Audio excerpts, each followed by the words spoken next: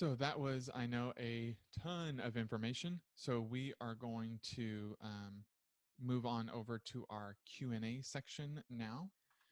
We've Let's. got a bunch of Q&As, and I know I was going through the chat during, and I was answering a bunch of questions. So we're going to start in the Q&A.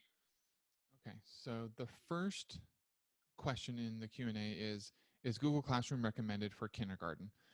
It it depends. A lot, like we said, a lot of K12, TK K12, they use Seesaw just because it's a little more streamlined, a little less distracting, visual distractions. I've worked in kindergarten classrooms that use Google Classroom, and it's not a big deal. So it's kind of what you're comfortable with and what your kids are comfortable with. There isn't a like, oh, Google Classroom is only for grades X, Y, and Z, and Seesaw is only for these grades. It can be used by any. It's just more of what you're comfortable with and what your students are able to access. And then another question has us going back to Zoom. So in Zoom, can you put each of your students in a separate breakout room for independent work? Yes, you can definitely do that. And if your student we're in separate breakout rooms, there's a button that your student can hit that says ask for help from teacher. And so if they hit that button, you'll get a pop-up on your screen that shows you that someone needs help. And that way you can go right to their breakout room. So you can put students in individual breakout rooms. They can still communicate with you. You can still communicate with them. Next question is, I've heard it both ways. Delete old students before you archive your class, or just archive the class. Which way is better? I've only just archived the class. I never deleted any of the kids out of there. I'm not sure you need to delete the class because once you archive it, it can't be updated. They won't see it on their classroom, like they won't see it on their like dashboard there, but they'll still have all their work and everything that they did in their Google Drive folder for the Google Classroom. If you delete your students from your Google Classroom, I do believe that you don't have access to their work anymore. So I would not delete the students. Yeah. I would just archive it, just like Marshall says. It'll go off their dashboard, and then that way you have examples that you could show for previous years. Another question was, I heard kids under 10 are not allowed on Google Meet. Does our tech use parent permission to cover this? So in our, I don't know, I haven't heard that kids under 10, like I haven't heard an age restriction on Google Meet. We do have one of the forms that parents sign in the beginning of the year. It's that that annual like internet agreement. There is some words and some verbiage on there that anything that's on like our approved list, they are kind of giving permission that they're allowing their kids to use. So that should be covered. I haven't heard, I'll look into this more, but I haven't heard anything about kids under 10 not being allowed to use Google Meet. And then we have a question on Google Classroom, and I think for this, it might be good if we share our screen. Okay. So this question is about setting up topics. So do you recommend topics by subject for Google Classroom, or how would we even customize it a specific way? So Marshall's going to be pulling up Google Classroom just to show us, and we'll take this through. So in Google Classroom, you'll be able to organize all of the material that you add into Google Classroom through topics. And you can organize it by subject.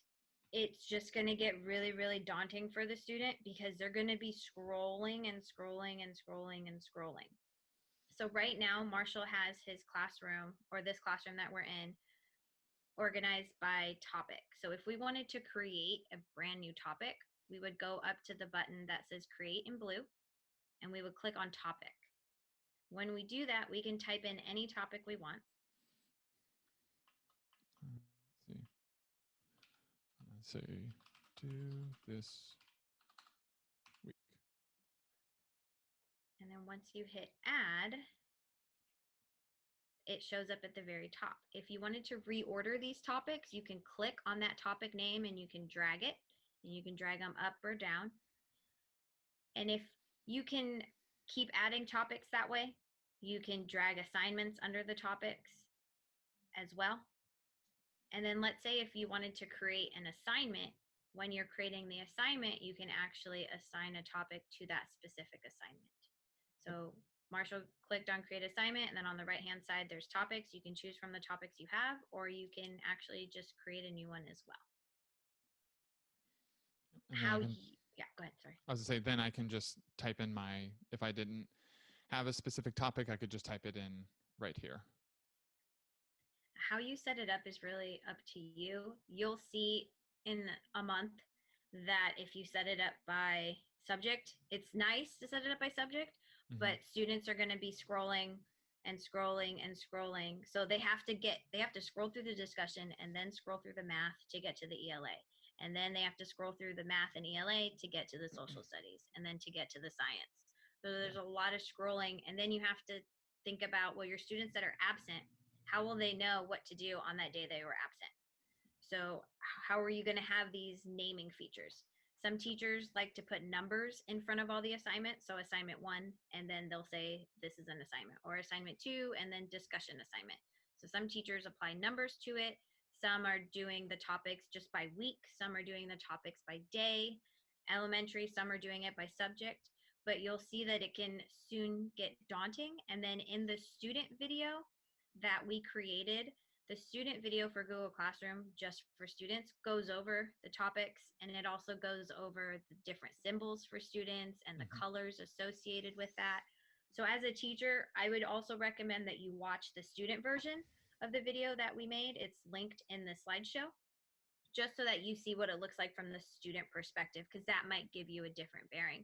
And then someone had also commented that they put emojis in the topic, which is awesome because you can put emojis in the topic, which is nice. Another thing that you can do, so let's say you decide that you want to do it by topic, or even if you did it by day, by week, whatever. So right now, I don't have to scroll very far because I don't have any assignments in here. But as the year goes on, there's going to be more and more assignments in the math section, in the ELA section, and whatever. So if these are, so right now mine are kind of categorized by subject. So if I'm a student and I want to just look for the math work, I can click on these topics on the side and it'll filter down and it'll just show me the math. So if I want to click on math, it's just going to show me, I don't have anything in there right now, so it's not going to show anything. But let's say I wanted to look at, okay, I know I need to do some work on my discussion stuff. So if I click on discussion, now I have my assignments here. So that is something else that they can do, is even if you do it by subject or by day of the week or by weeks, it's going to be quite the list that they have to scroll through. So they can kind of click on the topics over here and they can filter down and just see the specific topic or the day or the week or whatever that they are trying to get to in the classwork section. Yeah. And just remember, like when we're in our classrooms, everyone has an agenda on their board or an agenda somewhere that tells the students what we're going to do today and what's next. Now that we're starting the year with distance learning, we don't have that. So you'll also want to think about that if maybe you want to post an agenda in the stream for each day, or if that's why some teachers are going to just posting a topic for the specific day. That way students know what we're doing that day. So also think about how you're going to have that agenda, and the teachers that are doing the Bitmoji classrooms, that Bitmoji classroom is their agenda for that day. So then students know, I just click through this and that's my agenda for the day. I click through it and that's my agenda for the week. So teachers are coming up with different ways to do their agendas too. That one. With parents, so another question was, this question's around the Guardian summaries. Would parents see in the summary any items that did not have a due date? I'm trying to remember. Off the top of my head, I'm not sure if they would. I feel like they still would, but I would have to double check that for you to make sure that they would see those. Yeah, that's a good question, because the due date being required is like Google changed how they did the due date. So that's a good question. We'll check on that. Yeah. Next question was, can we have some training for Google Classroom specific for K1 non-readers, beginning readers? Yes, we can definitely. I know Sitar and I are compiling a list of teacher requested PDs, so we will add this to our list. And then when I used Google Meet last time, my internet kicked me out. When I logged back in, the kiddos were still there and were still asking where Senora Larson went. So yes, with Google Meet, your students will be there if you leave before them. So that's another thing to remember about Google Meet is, let's say the internet at home fails. Your kids are going to be in that meet because you weren't the last one to leave. So that's another thing to consider. Your internet at your house can fail for multiple reasons. It could be charters working on something down the street and they didn't let anyone know and they disconnect stuff. It could be your modem fails. It could be everyone in your house is on Zoom at the same time or on Google Meet, so it's taking a lot of bandwidth. Could be it's been a couple months since you've shut down your computer, so your computer's running really slow and it can't handle it. But definitely something with Google Meet is if your connection is disabled and you leave and your students are still in there, your students will be in there unattended. And with Zoom, if your connection fails and you 100% leave the meeting, your kids are also kicked off. So you don't have to worry about kids being unattended in Zoom. Next question is, can links like Flipgrid, Edpuzzle, Kahoot, Seesaw be added to our Clever teacher page so students can just click on the links? Yes. So you can go in and you can link on your Clever teacher page. You can link to all those different resources. You can do links to Flipgrid or Edpuzzle or Kahoot. You can also add those links into Google Classroom if you wanted. But if you wanted to add it to your Clever teacher page, you can definitely do so. And then there's a question about how do we fix the names that don't match up for Google to Aries. So I had mentioned that something that I had seen in my classroom is when I would be transferring grades from Google Classroom to Aries, some names never matched up. The only way to fix that is in entering the names. So whoever job it was to enter the names, something didn't match up there in Aries versus when it was made in Google. So if you come up with that, you could definitely like email Marshall or I, and we can see who we need to contact to fix it. When it happened with me, it was because my student had the first name and the middle name were exactly the same. So there was nothing that it could do to register it, because I also had another student with the same first name and last name, and the only differentiating factor was the middle name. So it just kept getting an error. So it was only one student out of like the 180 that I ever had to go in there and check. So it didn't end up being that big of a thing. But definitely, if it happens to you, you can just email me and we'll figure out a way that we could fix it if there's a way. Let's see. Okay, so this is a good one. So if a student tries to join class from their cell phone, if they were trying to join Zoom from their cell phone, should we not admit them and just mark them absent? Should we only admit students if they're using their Chromebook? So no, they can, if they wanted to join with their tablet or their phone or something, they can. When they go through and do that, it's going to ask them to download the app if they don't have it downloaded already. And then they can just join the meeting by entering in the code and the password. They don't have to, and they should not be creating accounts. So and then once they do that, it's going to ask them for their name. So then they would type in their name and then they can join. But the reason why, like Satara said, don't enter or don't admit ones that say like iPhone or iPad, because they have the option to type in their name. So if they're typing in iPad and they're typing in iPhone or whatever, then they're not being 100% trustworthy, I guess is I don't know if that's the right word, but it's going to prompt them to type in their name. So they should type in their name. So it was just kind of more, not necessarily don't let them do it if they're using a different device. It was just more of be leery if when you're in the waiting room and you see the names and it says iPhone or whatever, and they didn't actually put their name. Hopefully that kind of clears things up for you. Next question is, I remember reading that the district bought upgraded version of some apps. How do we know which ones those are and get access to them? So I know that we put out a survey to teachers last week asking about some applications, stuff that were used during distance learning between March and May, and which ones teachers thought might be beneficial to purchase. So we're getting those results back, and then we're going to kind of take a look at those and see if there's ones that we want to purchase and whatnot. So when those become available and stuff, we'll have some communication coming out to teachers letting them know that they have access to these apps and they have these specific features on them. And then there's another question of, if you already set up a Zoom and didn't use your .org email, can you change the email you are using? Yes, yes, yes, and yes. Yeah. So if you didn't set it up with your turlockusd.org email, please go in and set up a new account with that, because that is the only way that you are going to be able to get the upgraded version. Also, when we use our turlockusd.org email address in Zoom, there are specific features that we have no control over because they are locked by admin. So for example, requiring a password that is locked by admin, you cannot turn that off. That is a very important feature that we want to that we need to make sure that every teacher has.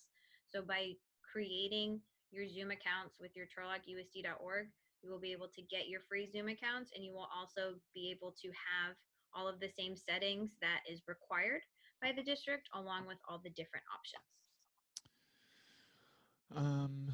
Okay, there's a couple in here that I want to answer. So one is, can you edit a Zoom recording, the MP4? Yes, that's what we do with these recordings. So when you're doing a Zoom meeting, you can record it, how this webinar is being recorded right now. And then when it's finished, it's going to save it to your computer. And then you can go in and you can edit that. And it's just like a natural movie file. So what I do is once we're done here, I'll go in and I'll go through and I'll edit and I'll take out certain parts and I'll edit out little mistakes and whatnot. And then I post that to YouTube. But then what you guys could do as teachers, if you wanted to record your meetings and then if you wanted to post them into Google Classroom, or if you wanted to just save them in your Google Drive and then share that link with your students, you could do that.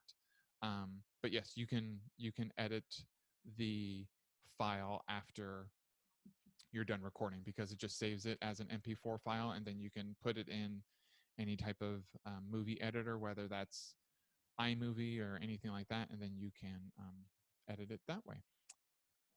And then another question is, when I view Zoom, it only lets me view 9 students at a time. Is there a setting I need to change? Once we get our upgraded premium accounts for Zoom, you'll be able to, in gallery view, to view up to 49 students at a time. So that'll change. And then in Zoom, you have the option to, there's another question about muting a student. So on Zoom, if I mute a student, can they unmute themselves? Yes and no. So you can mute a student and they have the option to unmute themselves unless you take away that power. So in Zoom, there's a security button at the bottom, and you can take away the ability for students to unmute themselves. So once you mute them, they have to either type in the chat or use a raise hand function to tell you that they want to talk so you can unmute them. So this can be good and bad depending on the grade level you're on.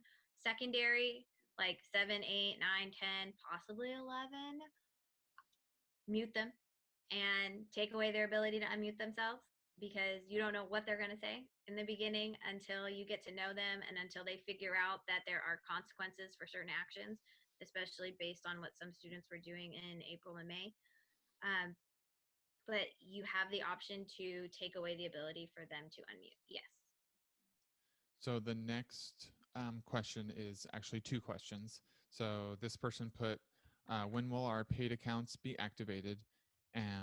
So to answer that one, I actually am on a call with them this afternoon. So hopefully we'll get some more information of how those are going to roll out, when they're going to be activated. So hopefully very soon, within either today or within the next few days. And then the next question was, how will the 2 monitors that we have in our classroom work when using Zoom? Can we see students on one monitor and then share our screen on the other? Yes. So actually the monitors that you guys will be receiving have webcams built into them. So everyone's going to have a webcam. And so what you can do is you can put your students and like the gallery view on one screen, and then you can put what you're sharing or your webcam on the other screen. So then you can have them kind of side by side.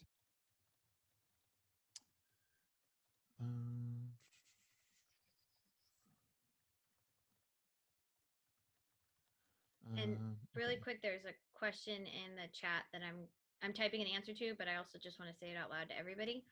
Um, on your Chromebook, you can record with the camera on there. You can record with you can change from photo to video, and you can also do Screencastify from your Chromebook. Any and all recordings that you see that Marshall and I have done, or the little GIFs that I put of myself on the presentation today, the recordings that were linked to, all of those were all done from my Chromebook. I didn't use anything else. So when I do all of these recordings or any editing, I do it all from the Chromebook because that's what all of us teachers have. So if everything and anything can be done, and when you're on your Chromebook, there's a little circle button that you can click to open up your camera. And that's how you can open up the camera. You can go to the video, you can record, and it goes right to your Google Drive.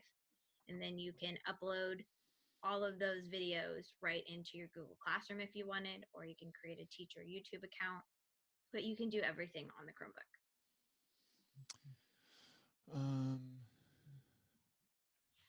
With recurring meetings, do I receive a video file for each session if I'm recording? Yes. So you can, with recurring meetings, they're basically separate meetings. So yeah, you can record each individual meeting, and then you'll receive a video file for each individual meeting. So how would I set up meetings for each subject matter in my first grade classroom? So the example that we gave was secondary. So it had first period, second period, third period, fourth period. What I would do if I was going to set it up by subject matter is I would go into Zoom, create my meeting, and for the meeting name, I would put math. And then for the next meeting, I would do language arts or ELA, and then have those each by the specific subject, and then I would just align it to our schedule. So if I'm doing ELA from 8:30 to 9:15, then that's when that meeting's going to, the time period that meeting's going to occur. So when you go into Zoom, your meetings will line up right with your schedule. Did you want to show that? Yeah, I can show that. Okay. So while Marshall's bringing that up, I'm going to answer someone's question. So is Zoom better than Google Meet? It completely depends. Zoom has a lot more functions that I feel mirror the control that a lot of us teachers have in our classroom. We can put students in breakout rooms. We can have more control over students raising their hand, talking, sharing their screens. Google Meet doesn't have those controls yet. And then when they do get those upgraded controls, a lot of them will be in the paid version. But Google Meet does limit the students to that specific Google Classroom, but then students are finding loopholes to everything. So I feel like it depends on your comfort level. Go with your comfort level. If you are more comfortable with Zoom, use Zoom. If you are more comfortable with Google Meet, use Google Meet, because you're going to be the one who's going to have to be on it all day with your students in every single class all the time. So I would use what you feel is more comfortable and easier for you, and your students will adjust. So going back to the question about setting up our meetings based on subject. So here I just have some examples, period 1, period 2, period 3. So what I would do is I would go into Zoom, click on meetings, and then I'm going to click on schedule a new meeting. So when I do that here, for my meeting, I'm going to call this,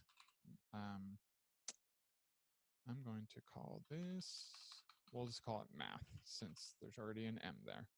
And so my date, I'm going to go and I'm going to choose May 31st, just so it's at the very end of the school year. That session, we're going to say that it's a 45-minute session. And then, so it's going to generate that. And here I can change it to whatever password I want to change it to. Like we talked about, if we're in elementary, they're going to be joining our meetings throughout the day. So whatever password you have it set to, you can just make that the same for all of your subjects. And then here you want to make sure that you have your waiting room enabled. And then the video. So the host would be you. Do you want your video on or off? And then your participants, your students, do you want them to have their video on or off?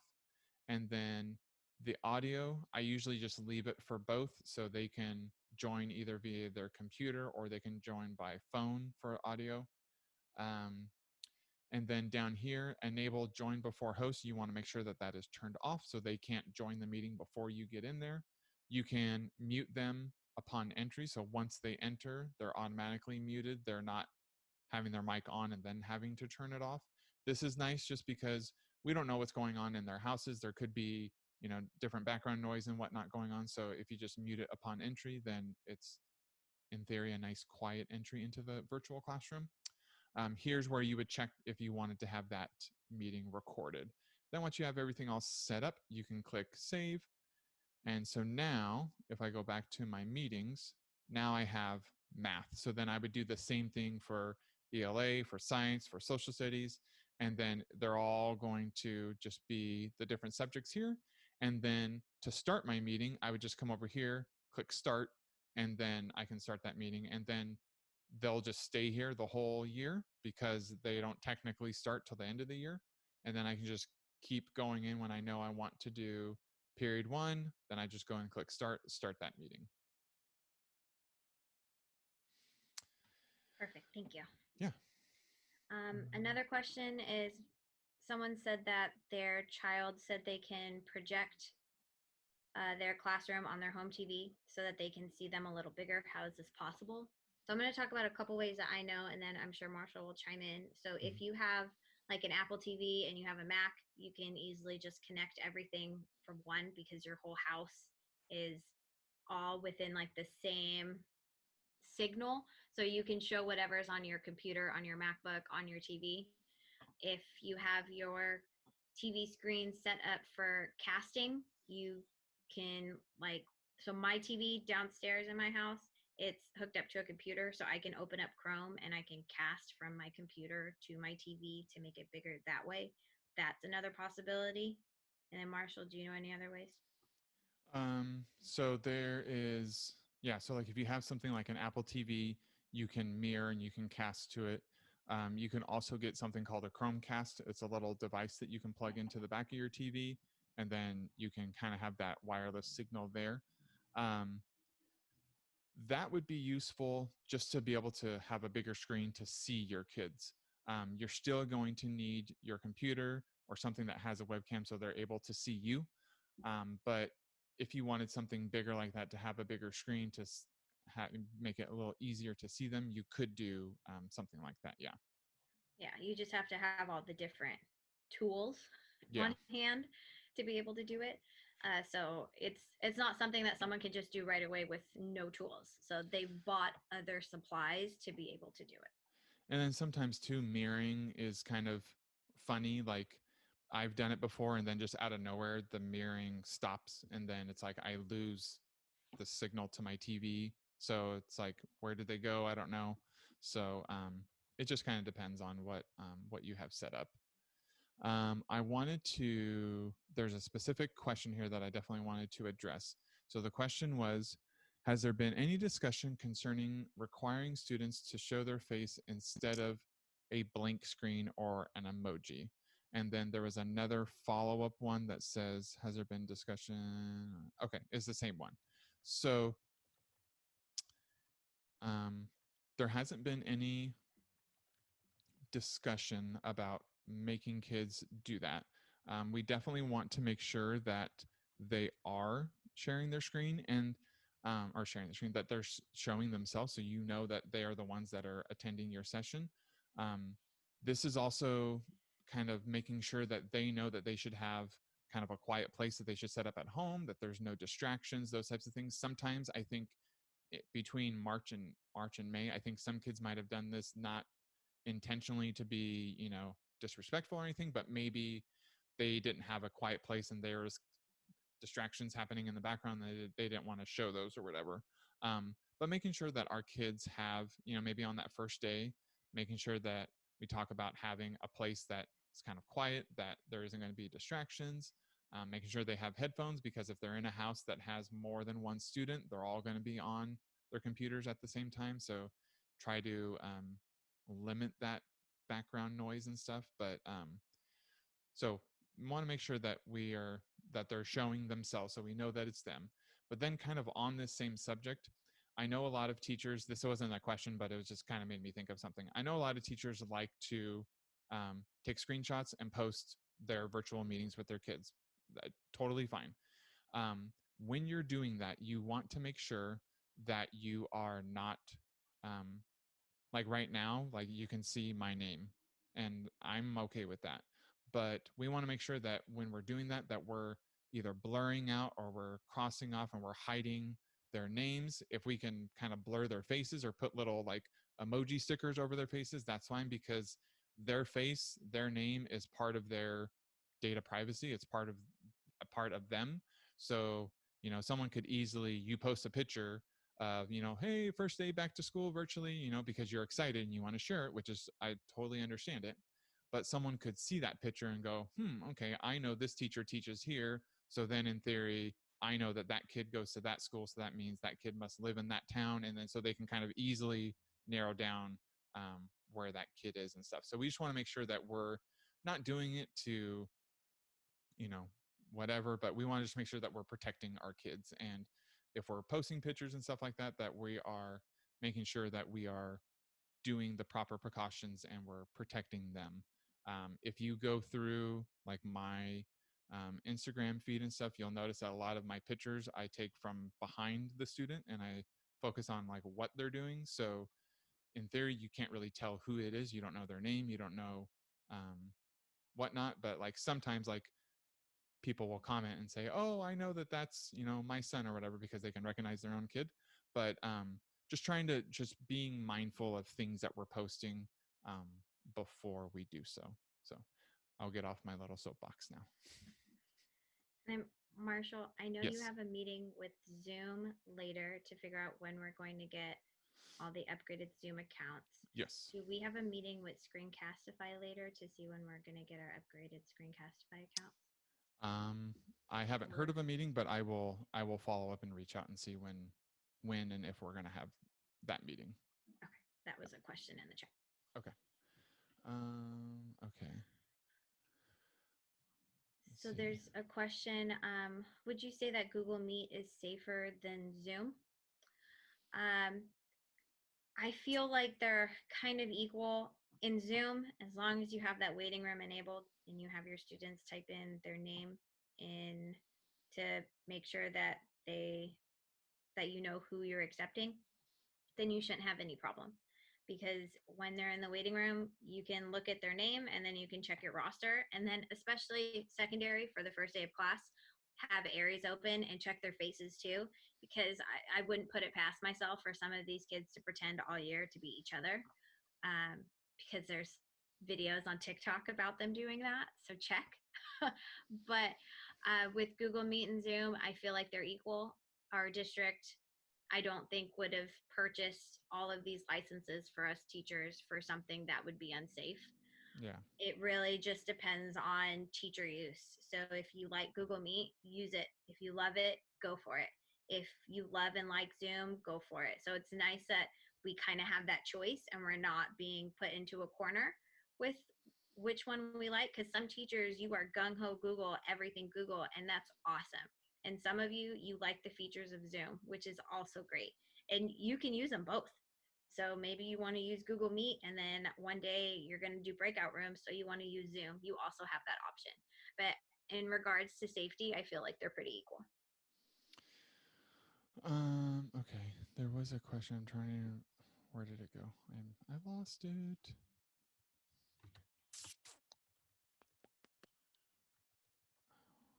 Man. Oh, how do students access Clever? So, with for sure K6, um, possibly K12, but I know for sure K6, once they log into their Chromebook, the first window that opens up is our Clever window. If they log into their Chromebook and it's not there, they'll see in the top right-hand corner, they'll see the Clever extension. It's going to be a little blue button that has a white C in it. They can click on that and it'll take them straight to our Clever page. So it should just automatically load, but if it doesn't, they can click on the Clever extension and that'll take them straight to Clever.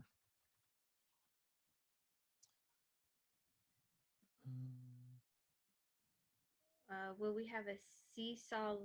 Will Seesaw have a link on there as well? I'm assuming Clever. And you can't, I'm working with someone from our technology department and trying to add the app of Seesaw on Clever. But for right now, the only way to get Seesaw on Clever is to just add it via link. So you just copy the link from the URL and paste it on your teacher page. Currently, that's the only way to do it right now. Another question was, what is Epic? So Epic is a website and a program that you can use with your kids, and it's reading. So like they can access books. You can assign books to them based on their levels. They can access books and whatnot. So it's a pretty cool little website that they can access books, and they can read them. The books are read to them if they choose. So it's a nice little resource to have. And then someone said that a fellow teacher told them that in Zoom, she has the experience of people accessing the meetings that were not students, and Google Meet is more secure. Could we comment on this? So in Zoom, if you do not have the waiting room and you share your password publicly, then anyone in the world can access. So we have seen cases where teachers were sharing Zoom passwords and Zoom links on Instagram or Facebook, and then anyone anywhere can click on that link and share it and copy it and be in that meeting, especially if there's no waiting room. So if you have a waiting room, that's stopping people from getting into your meeting without you going through and accepting them, and also making sure that your link and your password are private. So if you share your link and your password publicly, then anyone publicly can share it as well. But as long as you keep it all private, then you're fine. Google Meet, yes, it's true that only people with the turlockUSD.org domain can access Google Meet, but our students also have been sharing their email and their password to other people. So that's another way that other people are able to get in. So our students are crafty. They're very crafty. So they're going to find little loopholes. But as long as you just take the certain precautions with Zoom, you have the waiting room, and you don't post links and passwords to social media, then you won't have a problem. I'm scrolling through the questions here. So a question was, do I need to set up my Aries gradebook first before creating my Google Classroom? So you don't technically have to. If you wanted to create your gradebook first and then through Aries, click on the add website, click on Google Classroom, create, it'll create that and it'll automatically link it. If you've already gone through and you've already created your Google Classroom, that's totally okay. You're going to go through the same steps like we talked about. Click on add website, and then instead of clicking on create Google Classroom, you're going to click on link. You're going to grab the link to your Google Classroom, and then you'll just link it up that way. So you don't have to create your gradebook first. If you already created Google Classroom, you would just link it instead of creating it through Aries. And then Zoom breakout rooms. In the webinar feature, which we have right now, you don't have access to breakout rooms. So we're not able to actually show you what the breakout room is. But what I would suggest is go into your settings in your Zoom.us account, enable breakout rooms, and the first time that your PLC meets, check out the breakout rooms. All you have to do is click it, and then it literally walks you through each step. Also in our PD coming up on August 11th, we will take a deep dive into Zoom, and we'll have different pictures and different information showing you about the different options in breakout rooms. But right now during this webinar, we don't have the option to do breakout rooms because breakout rooms is only when you have everyone's camera on. Yeah. Couple quick questions here that I'm going to kind of go through. Is there a way to add clip art or emoji so kids can look for pictures in Google Classroom? Yes. So when you are creating your title of your assignment, you can add a little emoji to it if you want. If you're doing it on like your phone or a tablet, you would just use the emoji keyboard to add it there. If you're doing it on your Chromebook or on a computer, there is websites that you can go to get emojis. One is Emojipedia. So then you can do that and you can just copy and paste it into there. So then that kind of gives them the little visual aid. another question was, oh, where'd it go? Oh, how long can we record on Screencastify now? Currently, with the free version, you can record for 5 minutes, but once we get the paid version, it is unlimited. You can record as long as you like. I just did one this morning that was 14 minutes. Will you be talking about making virtual classroom at one point this week? We can definitely add that to the list of things that we can put a little PD out on how to create a virtual classroom.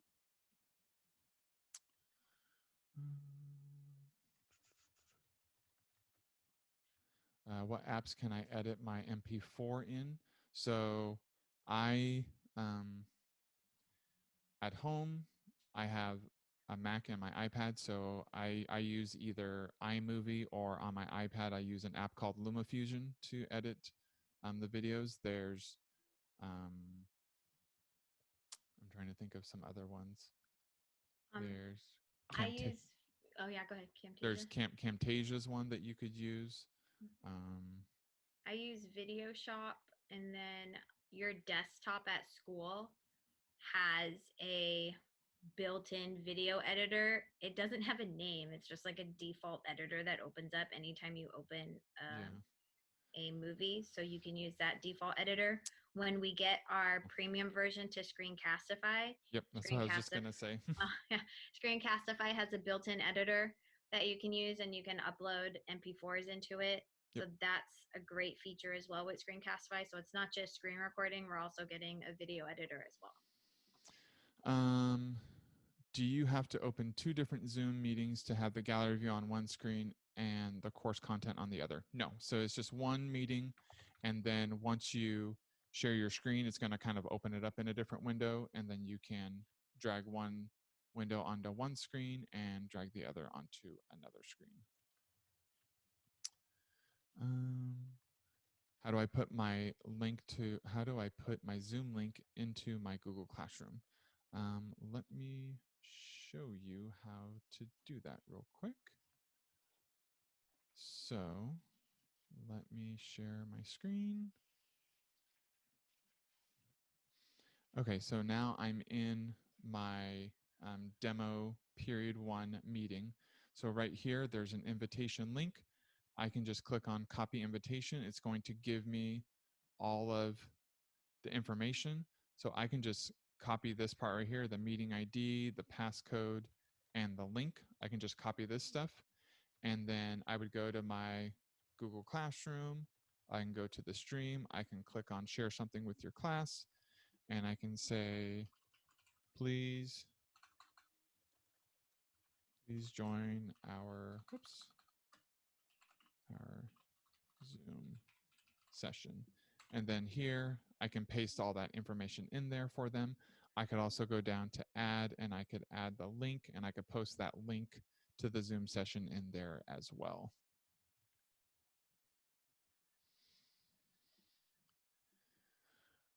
All right. What are the tech help hours for parents and for teachers, and when does that begin? I don't know when the help desk opens up. I tried to call it last week. I'm not sure when the help desk in the technology department will open up and start creating calls. That might just have to do with their own bargaining unit and when the person that's running that desk actually starts and when that happens. That's a great question, and we can find out. Yep. Oh, help desk answered. Oh, they're open. They're open. They're open. Okay, so last week they weren't open, but this week it seems they are. Yay. Real-time feedback. They're open. I know. This is why the chat is awesome, you guys. Yes. This is why the chat is awesome. Okay. Final question. How is Screencastify different from Zoom recordings? Do you really need it? So the difference between Screencastify and Zoom is Zoom, you can record both your face and all of your students, and you can record like everything that's going on.